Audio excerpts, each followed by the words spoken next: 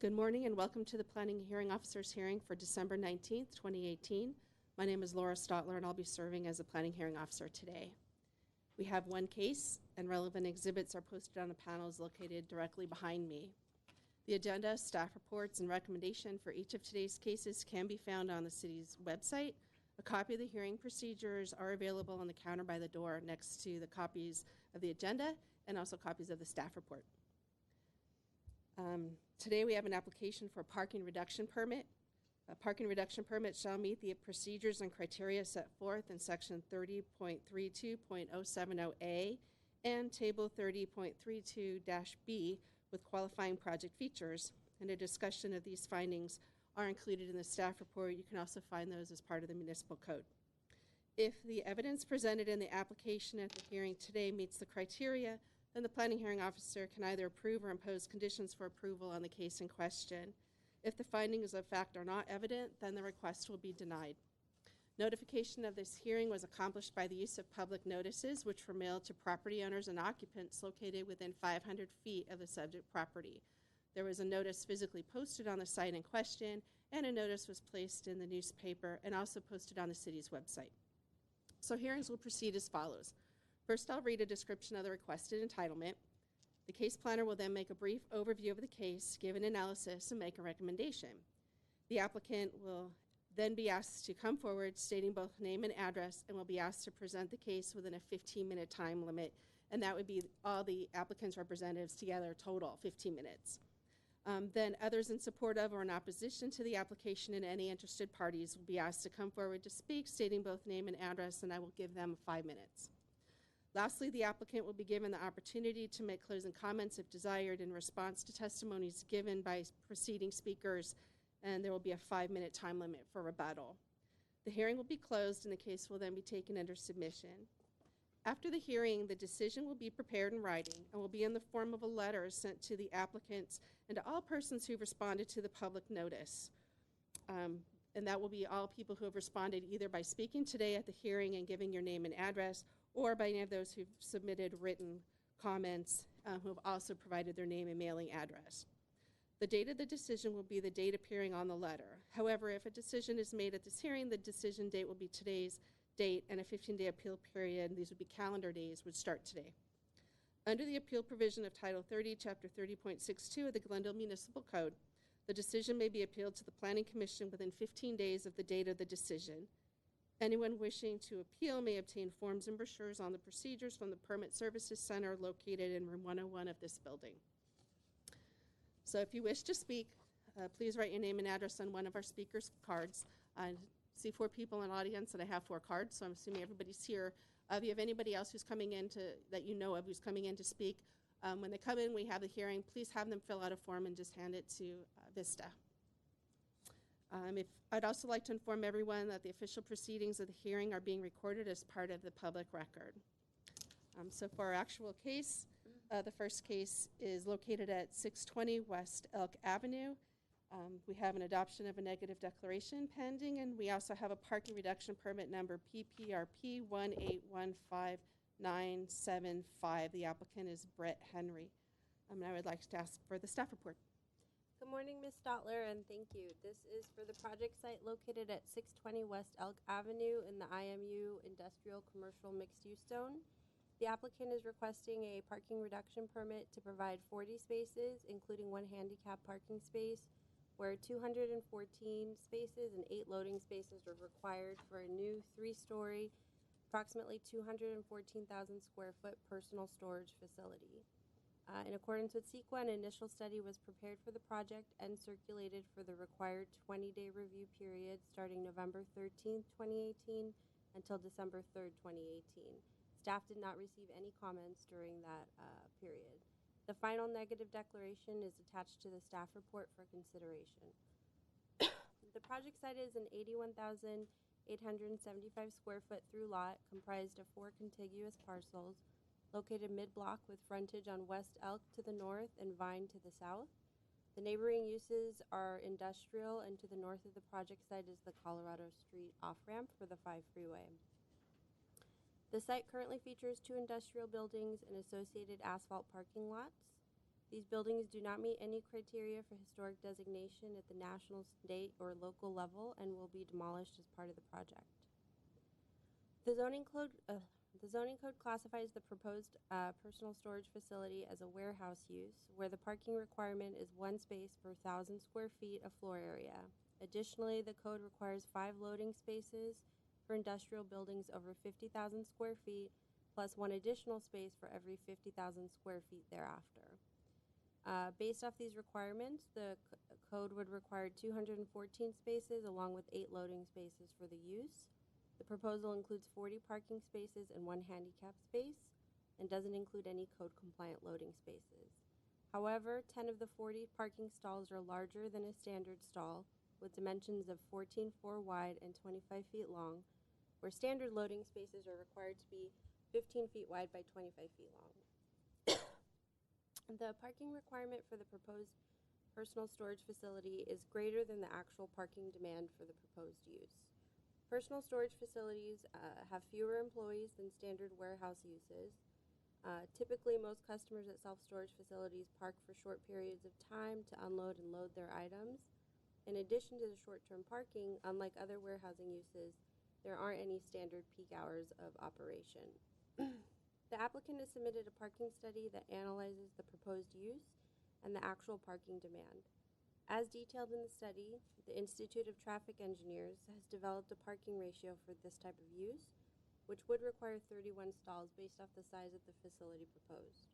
Additionally, the study includes research of nearby jurisdictions that do have parking regulations for this proposed use. The comparison research results in similar parking numbers as those using the ITE ratios. The submitted parking study concluded that the facility with 1,600 storage units, which range in size from 25 to 330 square feet, would have a parking demand of 8 to 31 spaces. Here, the applicant proposes providing 40 spaces, which exceeds the actual demand for the site. As it relates to loading, the project is a personal storage facility and does not have the loading requirements like a typical industrial warehouse use does. Full-size moving trucks are seldom used for personal storage facilities with smaller units such as the proposal. Most customers use smaller delivery vehicles, such as passenger vans or smaller trucks, to transport materials to and from their unit. Smaller delivery vehicles will be able to use the regular parking stalls in most situations. While the 10 larger parking stalls don't meet the zoning code requirement for a loading zone, they are large enough to provide adequate loading and unloading for customers. When necessary, the 10 larger stalls proposed could accommodate larger delivery vehicles. The parking and loading regulations are intended to provide sufficient on-site parking and loading for land uses and avoid negative impacts to surrounding uses. The proposal meets the intent of this standard because the demand for the proposed use can be met. The parking study analyzed parking demand guidelines and data specifically developed for personal storage facility uses from ITE, 3 other jurisdictions, and it also analyzed existing similar developments. Based on this information, the study concluded the proposed 40 parking spaces would be adequate to accommodate the proposed use. For these reasons, sufficient parking and loading will be provided to serve the personal storage facility. The conditions of approval will require the parking reduction permit to be valid only for the specific use for which it was granted or similar land uses. The permit will run with the specific use as long as there is no intensification or that other uses proposed will not require more parking as provided. Staff believes all the findings for the parking reduction permit can be made in a positive manner and therefore recommends the planning hearing officer adopt the final negative declaration and approve the entitlement. Staff suggests the planning hearing officer consider the draft's findings and conditions of approval attached to the staff report. Thank you. Okay, thanks. And then I also note that we do have confirmation from Larry Tay that he didn't have any concerns at all with this parking reduction permit. Correct. And the number of spaces due to the use. Correct. So, all right. And I also see that I don't have any comments from the police department either. Correct. With that, I would like to call forward the applicant. Brett Henry, please. And if you'd like your architect to be, that's fine too. I'm going to have Bruce join. Yeah, right. Come on up, Bruce. Thank you. My name is Brett Henry, 1732 Aviation Boulevard, Redondo Beach. I've had Trojan Storage. I'm the owner and the managing partner for the last 10 years. We have 25 storage facilities in 5 states, a couple million square feet. This is our latest project in new development. You know, storage is a good neighbor. I found the staff report to be very accurate. Most of our customers are on site for less than 15 or 20 minutes and come less than once a quarter. So from a neighborhood stand, it's not impactful. The parking will be more than adequate based on our experience of what we have. And the design of the building, we spent a lot of time with to make sure that essentially we're enclosing our parking, and our use will really be an internal use. So for the surrounding neighbors, they will find that everybody parks on site, that they then go into the buildings, and all the noise that could be made is really internalized. On just a very little note, you know, we will make sure this building has state-of-the-art security cameras, individual door locks beyond the customer's lock. We actually have a very sophisticated system where they have to enter codes to be able to even access their own unit beyond the key. And, you know, we try to use nice materials and be a big value to the city. And so our employee will come from the city most likely. And, you know, we're really excited to be in Glendale. So I'm going to turn over to Bruce for some of the actual parking of what he's found in his experience. Okay. Good morning.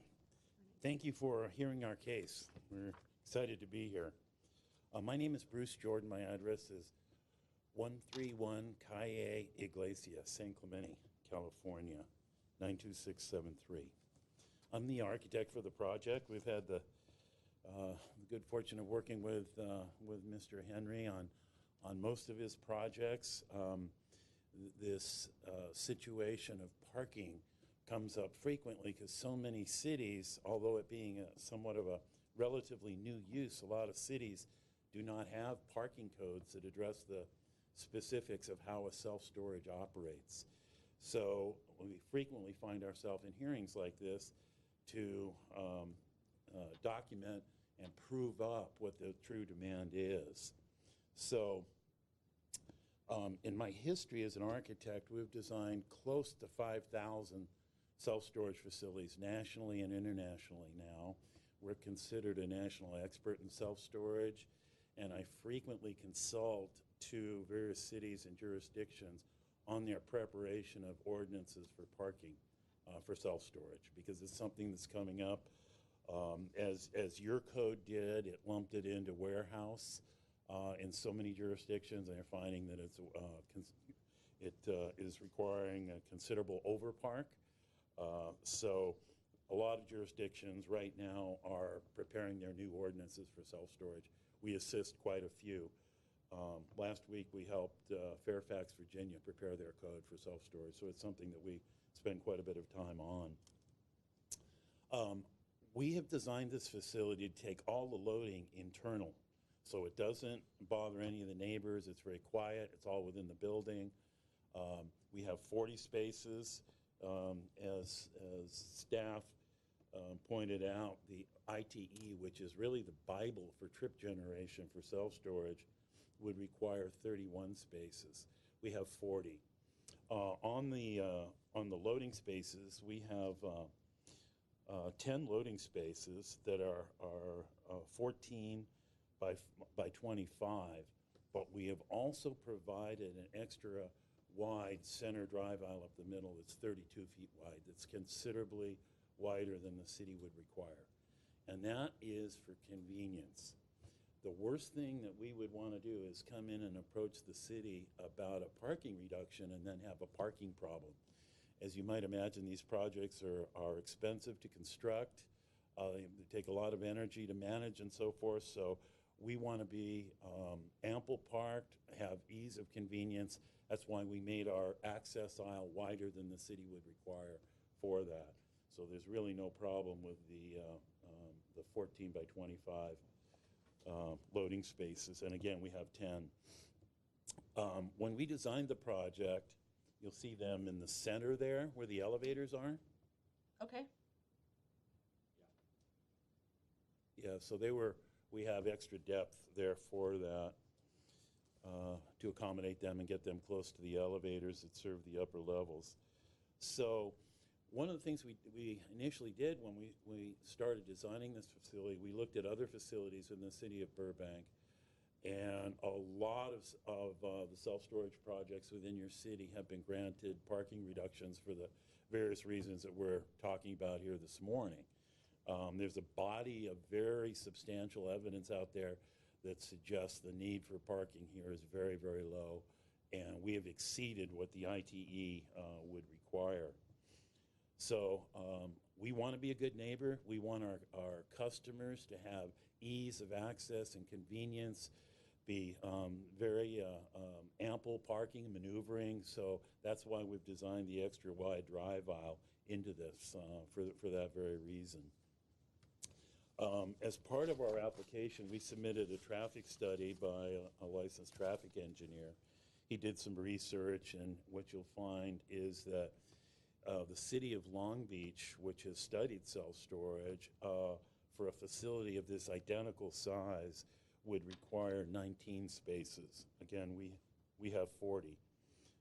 City of Pomona, again, they have a specific ordinance for self-storage. They've studied this.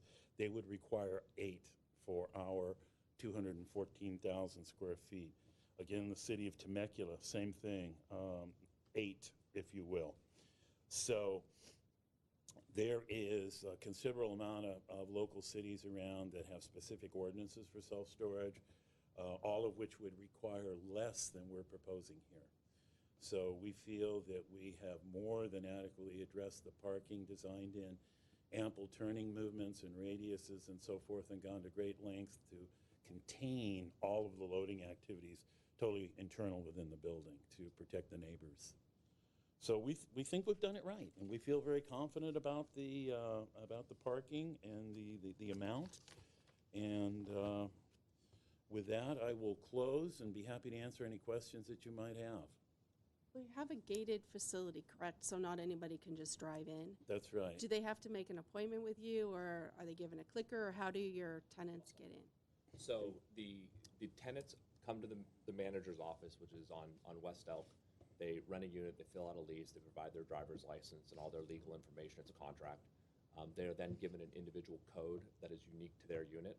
So that code does two things. One, it will open the gate for them to get them in, and then it also disengages their overlock system. That's like a wireless kind of controller on the unit. So if they don't use our security measures to come in, when they get to their unit and try to unlock their unit, it will stay engaged.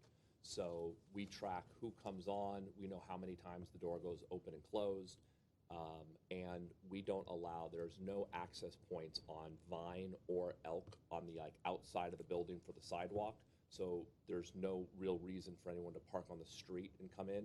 All of the customers will come past the gate, use the code, park, and then those 4 boxes are the elevators. There'll be big wide doors to kind of access the building, and that's where a majority of people will really use and come into the units.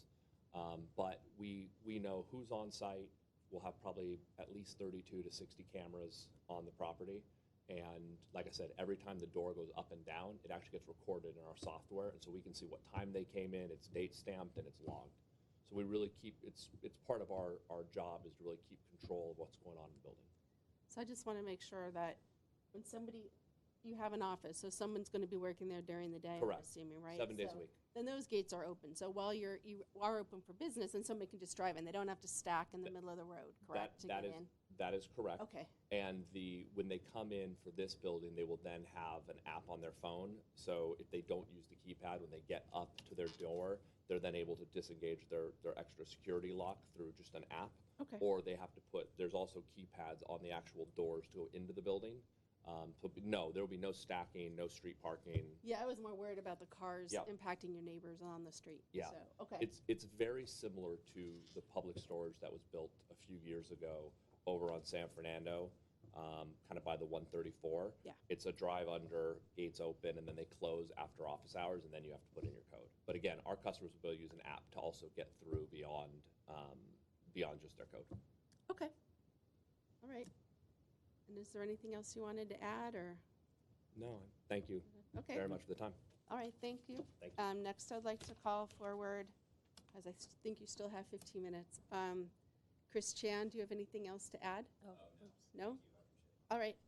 Then I would like to call forward Albert Mead. And you have 5 minutes. Okay, great, thanks. I'm Albert Mead. I live at 546 West Colorado Street. I don't necessarily have a problem with this facility or the parking reduction. I've had maintained storage units for years, and I know how it works and what they're, what's been stated seems pretty consistent with my experience at these storage units. But as a resident of the Brio Apartments complex, which is between San Fernando and Pacific on Colorado and Elk, I am concerned about the timing of the construction for a couple of reasons. It's about a 200 unit building, and I think that's also counting the there are some villas on Elk. Most of the units are, though, within the larger complex, and the only resident parking exit and entrance is on Elk. I understand that immediately to the east of us, there's been approved a elderly housing facility that it's just been an empty lot for a long time now. I don't know when that's going to be constructed, but the street really narrows there, which presents a big problem. There's a tractor trailer that was parked there when they were clearing the lot, which just wreaked havoc with traffic there because the street narrows. I don't know if there's any plan to actually widen the street at that point. But so our only exits, ways to exit and enter, really exit are along either Pacific or Colorado. So if those two construction projects are going on concurrently, my concern is that it's going to be a mess to get in and out of our complex. And I should just note that Elk Street has become really kind of a main thoroughfare with the advent of navigation apps like Waze, which give people shortcuts. People trying to get to the Americana or the Galleria often come off to San Fernando exit and then try to take Elk, which makes things even worse, particularly during the holidays with all the shopping and events going on at those two areas. See on the aerial where it would be. You can see the streets on the aerial. You could see why people would cut through it. Yeah. Oh, yeah. No. It's Yeah. I completely understand why, but it does affect the traffic there. So I don't know what's going on with the other project, but if it's just going to be a real mess if those are going on at the same time. And also, you might want to consider options like I see some big 18-wheelers parked along Colorado, right across the street from where they're going to be building. It's kind of like becomes industrial right there. So you might want to consider making that a no parking zone while that construction is going on. As you may know, there's construction going on directly across the street on Colorado. It looks like a big apartment complex, and that's closed down one whole lane of Colorado, which also is a little bit of a mess, which I usually don't have to deal with because I exit and enter on Elk. But just from my recent experiences, I'm concerned about what this might mean for me just trying to get to work. Okay. Are there any other concerns you have with the project? Nope. I'm hearing mostly construction concerns. Yeah. Okay. All right. Thank you. Thanks. I'd like to call the applicant forward, or the applicant, his architect, whoever's going to answer. I'll answer it. Okay, so you have 5 minutes for rebuttal. Yeah, Albert, thanks for coming. So One of the things, our project won't start construction probably for a year. Please speak into the Oh, microphone. sorry. Thank you. Our project won't start probably for a year at this point. And one of the nice parts about building storage will pretty much be self-contained and self-parked when we do the construction. It's about a 10 to 12 month build. It shouldn't be much longer than that. And our contractors, for the most part, will be able to park on Elk. And then, obviously, once we complete the construction, currently the building is an industrial with big trailers and big vans and stuff constantly sitting on Elk. That will be going away. So I think even if there's a short-term amount of congestion there, by the time we're done, Elk will be a lot more open because we're there. And we're a local firm, so we oversee our construction and our groups, and it will really be self-parked and not be an issue, at least while we build. So thank you. Okay. Happy to talk about it. Okay. And I guess I do have a question for the applicant and maybe as architect. So raises a good point. We have a lot of construction going on those narrow streets. Would you be opposed if we put a condition on that said that we need to coordinate timing with the other projects in the area? I mean, I know there's going to be a requirement that you do that anyway, because that's something that happens through our traffic, especially if you're going to get permits to occupy the street. But would you be opposed to that as a condition of approval? I mean, we'd like as few conditions as we can have, obviously. I can't imagine. What do you think, Bruce? Well, our street improvements are limited, so I don't see a large need for closing down the lanes with the problems you've had on the other projects. So we have very limited street improvements because they're ultimate right-of-way right now. So I think that we'll be able to actually park on site during a lot of the construction, which will help alleviate the traffic on Elk. All right, if you have it on site, I'm not opposed. I'm worried about when you come in for a permit to park on the street. That's my worry is when people come in for that. We know we have extensive lane closure. I won't say street closure, but lane Right. closures when we have a lot of construction going on, especially like downtown Glendale. Yeah. So, and you're just right south of that. So, I mean, it's a valid concern that Agreed. your neighbors raised. So, okay, that was just my question. Okay. Is that it? Yep, that's it. Okay. Thank you. Thanks. Does anybody else in the audience, is there anybody who hasn't spoken who wishes to speak? No, seeing none. I'm now closing this public hearing. This case will be taken under submission, and I will be preparing my decision. So thank you. And there's no further items on this agenda. The meeting is now officially adjourned. Thank you for attending.